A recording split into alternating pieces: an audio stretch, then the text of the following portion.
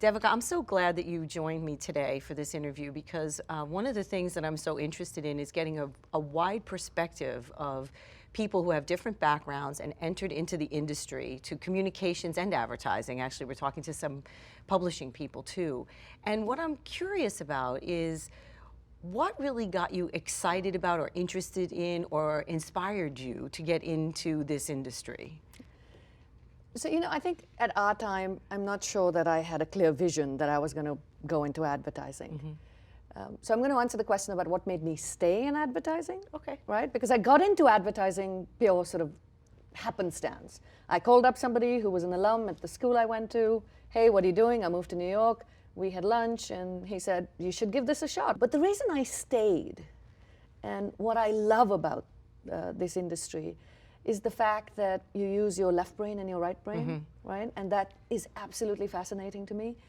I love problem solving. And I always tell my kids, in some ways, they say, what do you do? And I'm like, I'm in the crisis management business. Advertising is like a daily crisis. And there's something really invigorating about being able to come in, have a crisis, use creativity and sort of your business sense to be able to solve it.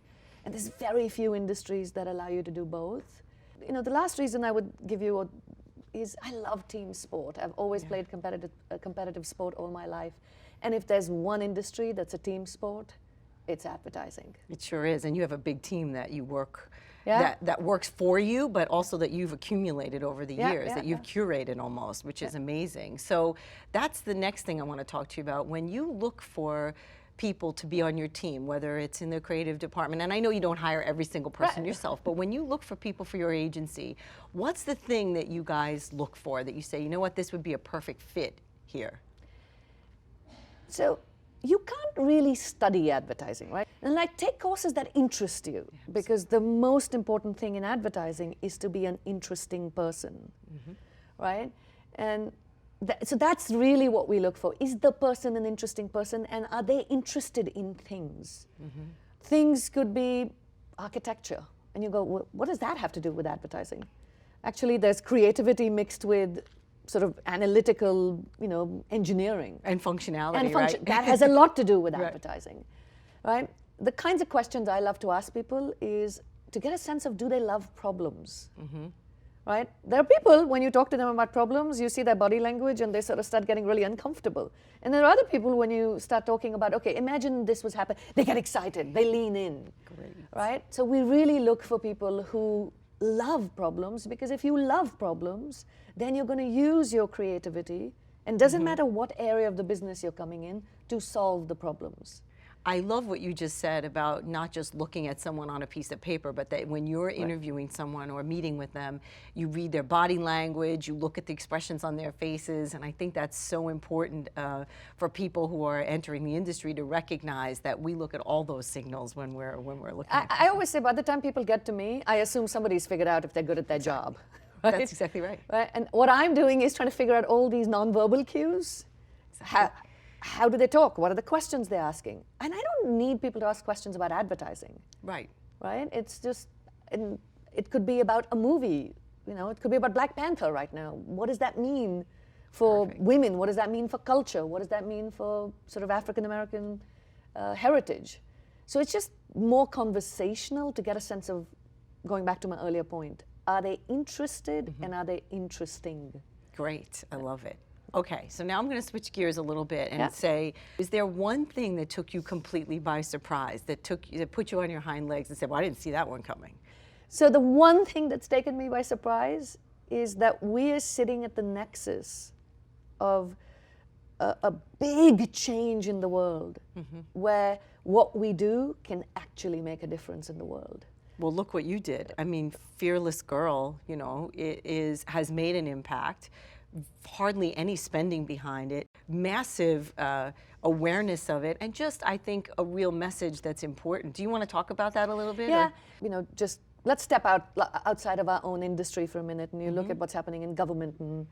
And I find these two big forces that people, human beings, are really looking to companies today to say, you can actually make a difference in the world, which makes it so great for us to be in advertising, because companies are brands, and brands need creativity to amplify the position they take.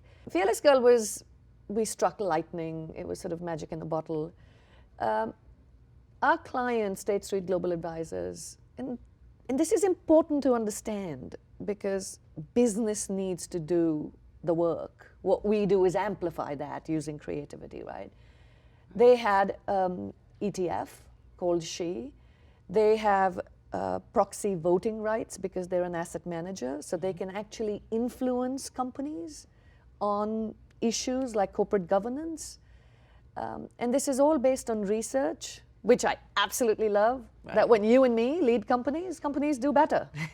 I mean, when women lead companies, companies do better. We are not, this is not just like, let's do the right thing. That's right. There's real data. There's behind. real data that right. It's effective. So we had that brief, and they're a B2B company, right?